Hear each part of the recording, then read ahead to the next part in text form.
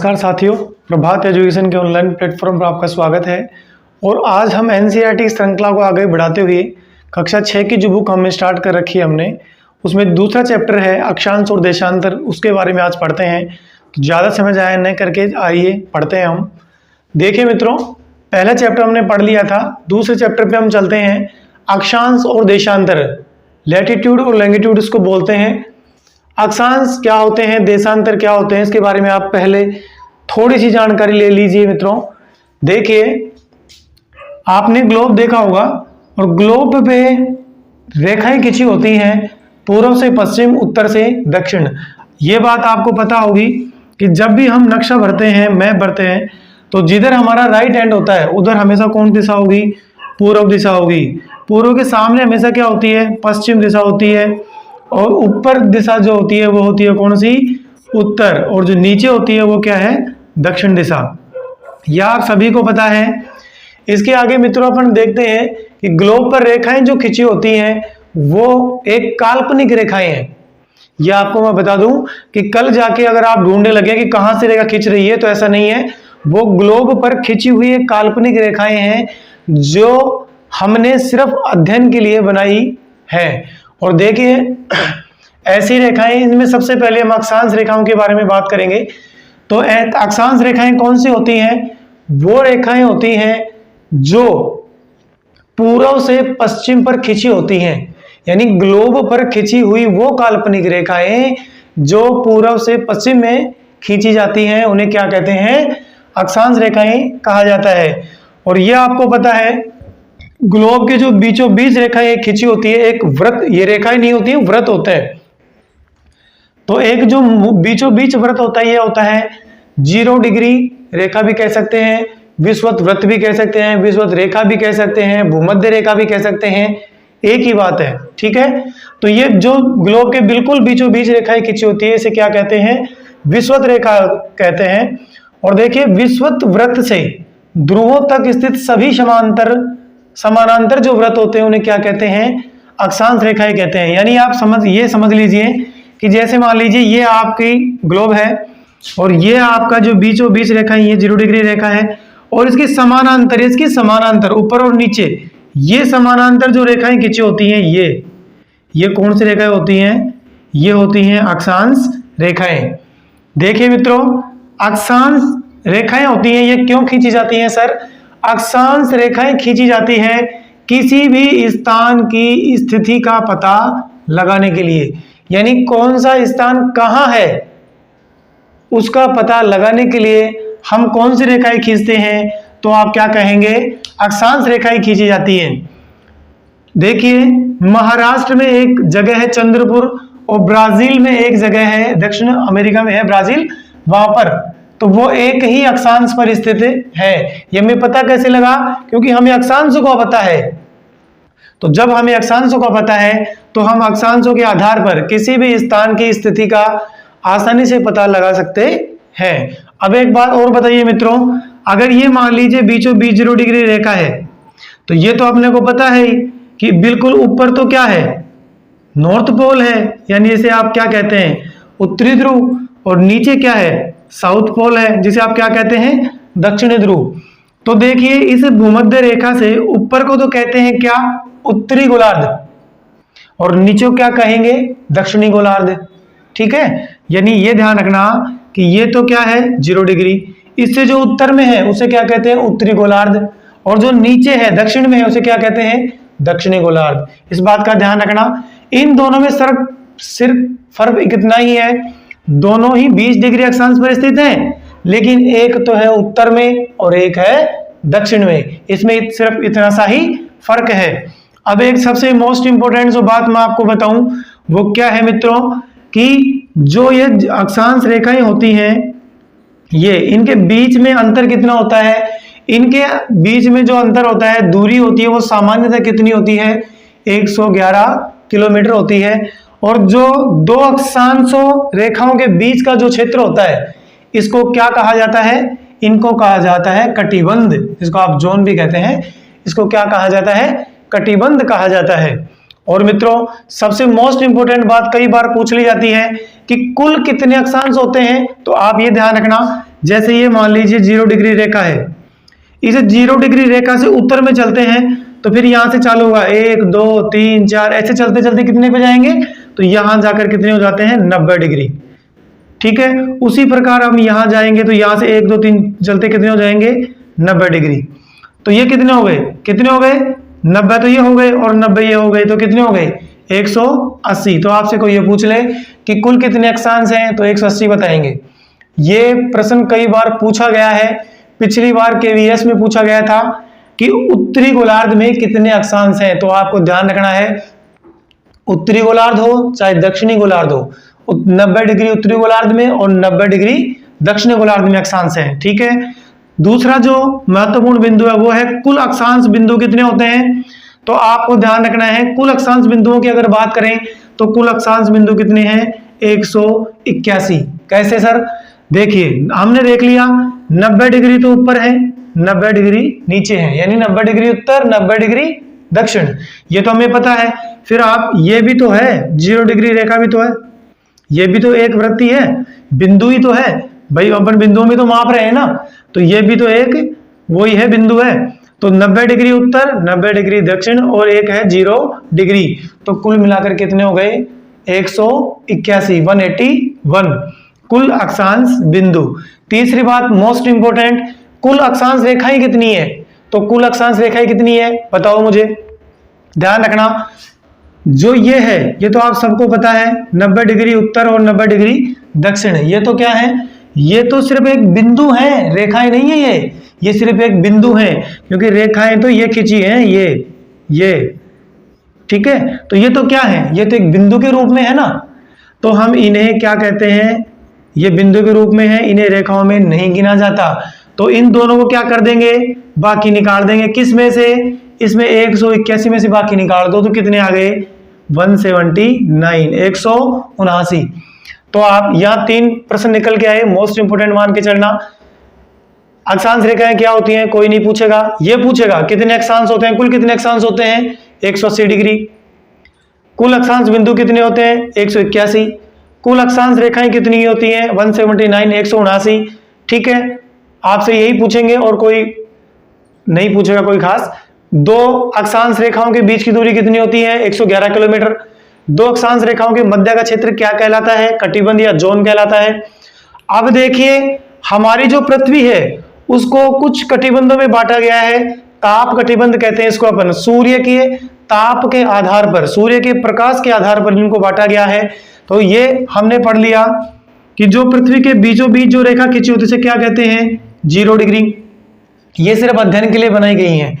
ठीक है, और यहां से फिर आप 23.5 डिग्री उत्तर में, 23.5 डिग्री उत्तर में और 23.5 डिग्री दक्षिण में, इनको क्या कहते हैं कर्क रेखा कहते हैं, यानी 23.5 डिग्री उत्तर 23.5 डिग्री दक्षिण, इसको क्या कहते हैं कर्क रेखा कहते हैं। ठीक है, फिर 23.5 से 66 और नीचे भी 23.5 से 66, इसको क्या कहते हैं शीतोष्ण कटिबंध कहते हैं। क्या कहते हैं, शीतोष्ण कटिबंध कहते हैं, या इसको मकर रेखा कहते हैं। अब मुझे एक बात बताइए, 23.5 से 66 के बीच जो ये क्षेत्र पाया जाता है ना, इसको क्या कहते हैं शीतोष्ण कटिबंध कहते हैं। अगर आपको पता है, नाम से पता चल रहा है, शीतोष्ण यानी शीत धन उष्ण, यानी जहां कुछ गर्मी भी है तो कुछ ठंड भी है। क्यों, क्योंकि हमें पता है जो नॉर्थ पोल और साउथ पोल में तो बिल्कुल जमे हुए बर्फ है, वहां पर तो अंटार्कटिका महाद्वीप पता है आपको, तो वहां तो बर्फ है, वहां तो शीत है। तो और नीचे हमने देखा कि 23.5 0 से 23.5 डिग्री के बीच क्या है उष्ण कटिबंध है। ठीक है, तो इस उष्ण कटिबंध है और यहाँ पर क्या है शीत है, तो दोनों के बीच का क्षेत्र क्या कहलाएगा शीतोष्ण कटिबंध कहलाएगा। तो आप ध्यान रखना इस चीज का कि 23.5 डिग्री कर्क रेखा से लेकर 23.5 डिग्री मकर रेखा यानी उत्तर से दक्षिण के बीच जो क्षेत्र है वो क्या कहलाता है उष्ण कटिबंध कहलाता है। और 23.5 से 66 दक्षिण में भी 23.5 से 66 के जो बीच का क्षेत्र उसे क्या कहते हैं शीतोष्ण कटिबंध कहते हैं। और 66.5 से 90 डिग्री के बीच का जो क्षेत्र होता है साउथ में और नॉर्थ में दोनों में, ये जो क्षेत्र होते हैं क्या कहते हैं शीत कटिबंध कहा जाता है। इस बात का आप ध्यान रखना। इन ताप कटिबंधों का निर्धारण कैसे किया जाता है सर? ताप कटिबंधों का निर्धारण सूर्य के प्रकाश के आधार पर किया जाता है। हमेशा आप ध्यान रखें, जैसे ये आपका क्या है, सूर्य है, ठीक है, तो सूर्य की किरणें हमेशा कहां पर पड़ेंगी, यहां पर सीधी पड़ेंगी। कर्क रेखा पर सूर्य की किरणें हमेशा सीधी पड़ती हैं, इसीलिए सीधी पड़ेंगी, तो सीधी सी बात है कि यहां पर प्रकाश भी सबसे ज्यादा मात्रा में उपलब्ध होता है। और जैसे जैसे हम ध्रुवों की तरफ जाते हैं, ध्रुवों की तरफ जाने पर सूर्य की किरणें तिरछी होती जाती हैं, और जैसे तिरछी होती जाएंगी तो जो सूर्य का प्रकाश है वो बिल्कुल कम होता जाएगा, यानी ठंड बढ़ती जाएगी। इसी प्रकार ये ताप कटिबंधों का निर्धारण किया गया है। तो ये अक्षांश रेखाएं थी, और अब चलते हैं देशांतर रेखाओं के बारे में। देखिए मित्रों, जो देशांतर रेखाएं हैं वो अभी हमने देखा था कि जो अक्षांश रेखाएं हैं, अक्षांश रेखाएं पश्चिम से पूर्व की ओर खींची होती हैं, और जो देशांतर रेखाएं हैं वो अपन उत्तर से और दक्षिण की ओर काल्पनिक रेखाएं खींची होती हैं, उन्हें क्या कहते हैं, देशांतर रेखाएं कहा जाता है। ये एक अर्धवृत्त होते हैं, ध्रुवों पर जाने पर इनकी दूरी घटती जाती है, क्योंकि आप देखिए इस चित्र में, देखिए ये देशांतर रेखाएं खींची होती हैं, और जैसे जैसे हम ध्रुवों की तरफ जाते हैं तो ये यहाँ पर क्या दूरी कम होती जाती है, और हम ये देखते हैं कि ध्रुवों पर जाने पर इनकी दूरी कैसी हो जाती है, शून्य हो जाती है। ये बात ध्यान रखना मोस्ट इंपॉर्टेंट है कि देशांतर रेखाओं की दूरी होती है, ध्रुवों पर होती है, शून्य, कम, ज्यादा, इस प्रकार से प्रश्न पूछा जाता है। तो आपको ध्यान रखना है कि देशांतर रेखाओं की जो दूरी है वो ध्रुवों पर जाने पर कैसी हो जाती है, शून्य हो जाती है, और ध्रुवों के जाने पर घटती जाती है। देखिए मित्रों, सभी देशांतर यामित्रों की लंबाई कैसी होती है, समान होती है। क्यों? क्योंकि यहां से यहां तक ये लंबाई है ना इनकी, ये लंबाई की बता रहे हैं, तो लंबाई कैसी होती है, समान होती है। और जो इसके बीचों बीच रेखा खींची होती है, ये रेखा, इसको कहते हैं प्रमुख याम्योत्तर या 0 डिग्री देशांतर रेखा। अब आपको मैं ये बताऊं कि जिस प्रकार मैप ले लो आप, मैप पे इस प्रकार से खींचते हैं अपन कोई भी, तो मैप पे बीचों बीच तो ये हो गई आपके कौन सी, प्रधान मध्याह्न रेखा हो गई। फिर इसके बाद में ऐसे यहां से खींची होती है, फिर यहां जाएंगे 180 तक, ठीक है, और इधर भी कहां तक जाएंगे, 180 तक। लेकिन एक बात का ध्यान रखना, इसको फोल्ड कर दो, यानी 180 डिग्री जो देशांतर है वो दोनों एक ही रेखा पर स्थित है, अलग अलग देशांतर नहीं है। कितने हैं, दोनों एक ही रेखा पर स्थित हैं। तो देखिए मित्रों, यानी 180 डिग्री पूर्व और 180 डिग्री पश्चिम दोनों एक ही देशांतर पर स्थित है। देशांतर रेखाओं का प्रयोग किस लिए किया जाता है, देशांतर रेखाओं का प्रयोग समय का पता लगाने के लिए किया जाता है। हम कहीं जाते हैं या किसी स्थान का हमें समय ज्ञात करना है, तो वहां उस स्थान की पहले हमें देशांतर स्थिति ज्ञात करना बहुत जरूरी है, उसके बाद ही हम वहां के समय का पता आसानी से लगा सकते हैं। देखिए मित्रों, दोपहर में जो हमारी परछाई होती है, क्योंकि सूर्य हमारे सर पर होता है दोपहर में, तो सूर्य जब हमारे सर पर होगा तो परछाई कैसी होगी, छोटी होगी। और सूर्य उदय के समय सूर्य कैसा होता है, दूर होता है, वो पूर्व दिशा से उदय होता है, तो हमारी परछाई कैसी होगी, बड़ी होगी। यानी आप ये मान के चलो कि परछाई दोपहर में सबसे छोटी होती है, सूर्य उदय और सूर्य अस्त के समय सबसे लंबी होती है। देखिए मित्रों, हमें सबको पता है क्या कि हमारी जो पृथ्वी है वो उसका घूर्णन किस दिशा से किस दिशा में है, तो पश्चिम से पूर्व दिशा में है। आगे इसके बारे में देखेंगे, पृथ्वी गति हमारा नेक्स्ट आएगा चैप्टर। तो पृथ्वी की जो घूर्णन गति है, यानी पृथ्वी कैसे घूमती है, तो वो है पश्चिम से पूर्व। इसीलिए जो ग्रीनविच रेखा है उसमें जो पश्चिम में होता है, तो पश्चिम में तो क्या होगा, पश्चिम का समय हमेशा पीछे चलेगा, क्यों, और पूर्व का कैसे चलेगा, आगे। हम क्योंकि सबसे मुख्य कारण जो है वो है पृथ्वी की घूर्णन गति, क्योंकि पृथ्वी की जो घूर्णन गति है वो कैसी है, पश्चिम से पूर्व की तरफ है। देखिए मित्रों, ये ग्रीनविच जो रेखा है इसी से समय का निर्धारण किया जाता है। ये लंदन के ग्रीनविच शहर से गुजरती है, इसीलिए इसको क्या नाम दिया गया है, ग्रीनविच रेखा। चलिए, और जो हमारी पृथ्वी है उसको 24 कटिबंधों में बांटा गया है, ठीक है, क्योंकि हमें पता है 24 घंटे जो होते हैं, 24 घंटे में हमारी पृथ्वी कितने डिग्री घूम जाती है? 360 डिग्री, क्योंकि इस स्थान से चलेगी, यहां से घूमकर वापस इस स्थान पे आ जाएगी, तो कितने डिग्री हो गए? 360 डिग्री। यानी हमारी पृथ्वी जो है, इसको घूर्णन गति भी आप कह सकते हैं, वो 24 घंटे में 360 डिग्री घूम जाती है। इसी प्रकार 1 घंटे में कितना घूमेगी? 15 डिग्री, और 4 मिनट में 1 डिग्री घूमती है। देखिए रूस में जो है वो मानक समय कितने माने गए? 11 माने गए हैं। क्या होते हैं सर मानक समय? देखिए जो अंतरराष्ट्रीय समय रेखा है वो तो हमें सबको पता है, लेकिन अलग अलग स्थानों पर, अलग अलग महाद्वीपों में वहां का स्थानीय समय जो होता है उसको डिसाइड किया जाता है, उसे कहते हैं मानक समय, वहां का लोकल टाइम कहते हैं। जिस प्रकार से हमारे भारत का जो मानक समय वो है 82.5 डिग्री पूर्वी देशांतर निर्धारित किया गया है। क्यों? क्योंकि समय का जो अंतर है इससे बचने के लिए वहां अपने स्थानीय स्तर पर एक समय रेखा निश्चित की जाती है। जिस प्रकार से भारत की कितनी है? 82.5 डिग्री पूर्वी देशांतर। चूंकि भारत कहां है? भारत पूर्वी गोलार्ध में स्थित है, इसलिए भारत का समय कैसा होगा? आगे होगा, लेकिन कितना होगा? 5.5 घंटे भारत का समय आगे चलता है। देखिए,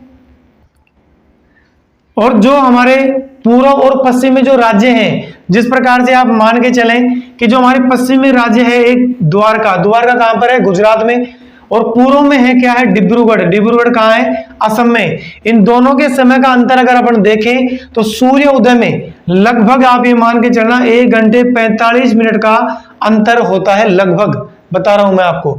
और राजस्थान की स्थिति अगर देखें तो राजस्थान में भी जैसलमेर में और धौलपुर में भी समय का अंतर पाया जाता है। तो मित्रों, और हमारी जो पृथ्वी है इसको 24 समय क्षेत्रों में बांटा गया है, जो एक घंटे का एक समय क्षेत्र होता है, और प्रत्येक समय जो क्षेत्र होता है वो 15 डिग्री को घेरता है। देखिए आगे, प्रशांत महासागर में स्थित है टोंगा द्वीप। पिछली बार ग्रेड सेकंड में पूछा गया था कि टोंगा द्वीप किस महासागर में स्थित है, तो ध्यान रखेंगे कौन से महासागर में है? प्रशांत महासागर में। और मॉरिशस द्वीप कहां है? हिंद महासागर में। यानी हिंद महासागर में स्थित मॉरिशस द्वीप एक ही अक्षांश पर स्थित है, और कौन से अक्षांश पर स्थित है? 20 डिग्री दक्षिणी अक्षांश पर स्थित है। तो मित्रों, ये था हमारा दूसरा चैप्टर, अक्षांश और देशांतर। इसमें जैसा एज इट इज लिखा हुआ है आपकी एनसीईआरटी में, उसी प्रकार से मैंने समझाने का प्रयास किया है। आपको वीडियो अच्छा लगे तो कमेंट करना, लाइक करना, शेयर करना। एक बात और बता दूं मित्रों, हो सकता है मेरी भाषा में कुछ मेरे लोकल शब्द जरूर आ सकते हैं, तो वो मेरी मातृभाषा है, चूंकि स्वाभाविक है तो वो आएंगे ही, तो आप अपने हिसाब से तो उसको समझ लेना। बस आज के लिए इतना ही। थैंक यू, धन्यवाद।